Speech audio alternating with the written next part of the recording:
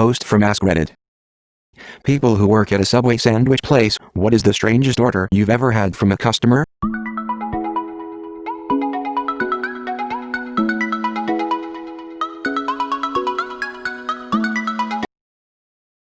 My town had a lot of foreign exchange students from South Korea, and they would always order the meatball subs with scoops of seafood sensation, which was just mayo and imitation crab. Then have it toasted. It smelled horrible. Also had a guy that could barely talk. He was so high, wanted every sauce on his chicken bacon ranch. It was more soup by the end. Then he gets to the register and he remembers he doesn't have any money and walks away. My manager actually asked anyone if they wanted it. Worked the night shift for Subway during college. Had a regular come in at 3 a.m. usually that would request that we toast the shit out of his sandwich. I'm talking the whole thing was basically charcoal. The first time he came in while I was on shift, I pulled his sandwich out of the toaster and he told me to put it back in, and again and again. I thought he was a drunk guy fucking with me. Apparently, he really liked the taste of burnt everything. Grossed me out, but as long as he paid I didn't really care. This one guy used to come into my sub shop at least twice a week. Always ordered a steak and cheese with extra ketchup.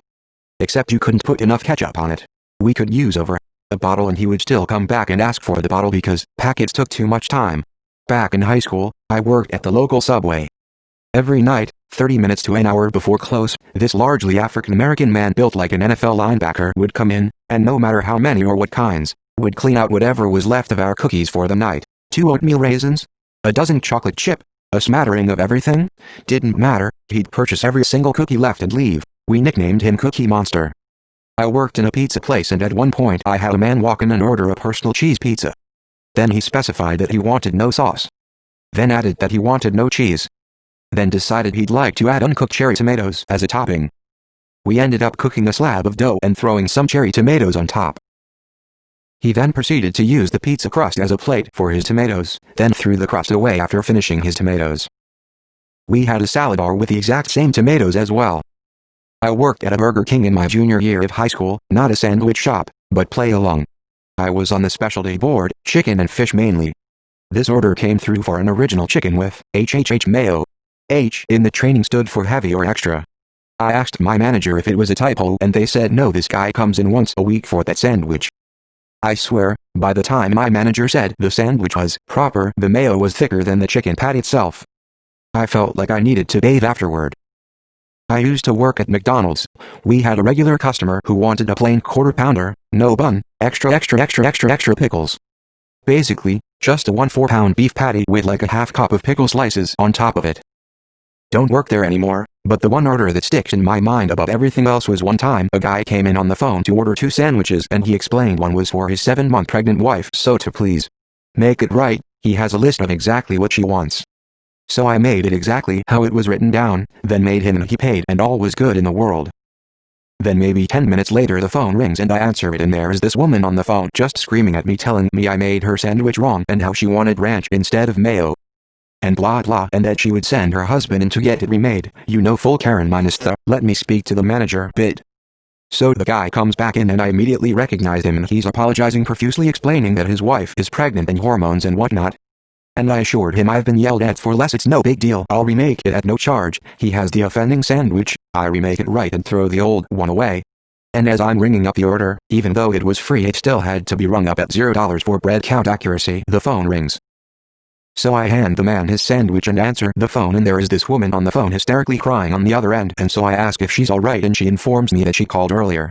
And she felt horrible about yelling at me because she realized she wrote it down wrong and it wasn't my fault and the whole time I'm just awkwardly telling her that it's okay. No big deal, we got it taken care of, you're okay, don't worry about it, it's no big deal. And then she, still sobbing, asks me straight up, do you forgive me? And I said, it's all good, no worries, and she said, no. Do you forgive me? And I said, yeah, don't worry about it, and she asked again, but do you forgive me? And I replied, yes, I forgive you.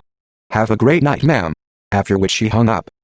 I still remember that even 7 years later because it was the only time I've ever had a customer call back not only to apologize but crying about it as well. Ironically for the question I don't actually remember what the specific sandwich was, I want to say it was an oven roasted chicken breast but I truly am just taking a shot in the dark. We had frozen egg discs that we were supposed to heat in the oven. I say egg, but really it was more of a frozen circle of egg whites with a yellow piece in the middle that may or may not be missing depending on luck of the draw. This one guy would come in every shift I had and order just the egg circle but didn't want us to heat it up. We handed him hard, frozen, disgusting-looking discs that sounded like rocks when banged against the counter, covered in ice flakes. He barely spoke English, so the first time he showed up we were very confused, to say the least. But once we understood, he was very happy with his egg hockey pucks. I worked at a Subway a long time ago and a guy would order 2 full bags of lettuce on his sandwich every day. Imagine 2 pounds of lettuce on some bread. He would order often enough that I knew to go in the back and grab 2 full bags just for him. Edit. I forgot all about Alice Cooper. Came in near closing. Went straight for the cookies. This is a mall food court. He was actually looking for a Starbucks. Since we were about the only place still open near 10 p.m., he came to ask us. Except I don't drink Starbucks. My boss doesn't drink Starbucks. And the cashier who does know can't speak because she's frozen up in the face of Alice frickin' Cooper. I knew at least which exit to take to Starbucks down the street. Cashier managed to nod along with my directions. Then Alice Cooper bought about 10 Quiznos cookies and left, looking for a Starbucks. Edit 2, fixed by the mom and boss worked out a price for the chili. I worked at Subway many years ago. There was a couple that would come in semi-regularly and she wanted just a double helping of American cheese on white bread. No veggies, no condiments, just cheese. I never charged her for the extra cheese since I figured the veggies she wasn't getting offset it. Eventually, she started asking for more and more cheese until it was easily 10 times what came on it. She must have been bummed when I quit. That cheese sandwich probably would have cost about $10 if someone who gave a shit rang it up. What can I get for you? I'll get a 6-inch honey wheat, just condiments.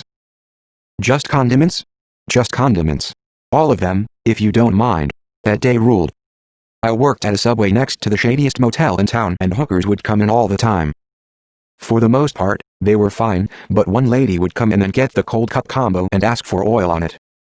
I always loved watching new employees make her food because of the look of amusement, turning to confusion, turning to horror as she demanded more oil. Emptied the bottle on the sandwich and she'd get all huffy and rudely ask you to refill it and keep going. By the time you were done, the bread was so saturated with oil that it just mushed apart if you tried to touch it.